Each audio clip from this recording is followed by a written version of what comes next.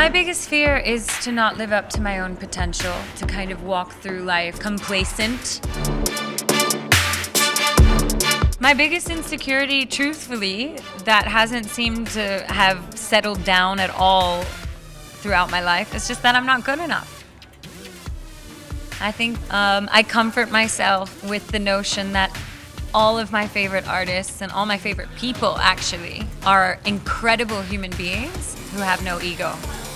So I'm hoping that it's a good thing that I feel like I'm not good enough, because it keeps propelling me forward. But it sucks to not feel good enough. It's not a nice feeling. You know, I was a really chubby kid. My family, out of love, used to call me Moturam, and my sister was Lamburam, because she was the tall, skinny one. So growing up, I always felt like, you know, I always felt ashamed of my body. And I don't think that my parents meant it. They thought I was cute. But for me, it gave me a lot of issues with my self-image and with my own body.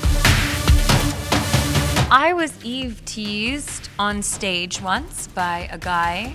I was holding a long note, I was like, ah, and he came up to me and started going like that, which is really disgusting.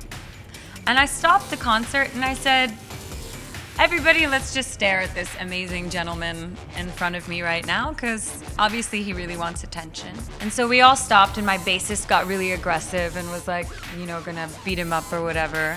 And I just said to him, I'm like, you know, I see a room full of beautiful women, all of whom would never be in bed with you. And he felt really ashamed. I was made to feel inferior to boys my entire life. Boys could stay out longer, boys could date girls, boys could, you know, do whatever they wanted. They were free, and I was not. I feel like breaking the norms for myself of what it means to be a girl has included things like, you know, the way that I dress, the way that I behave on stage, kind of moving into this space of like being, you know, a known artist for what it is that I do.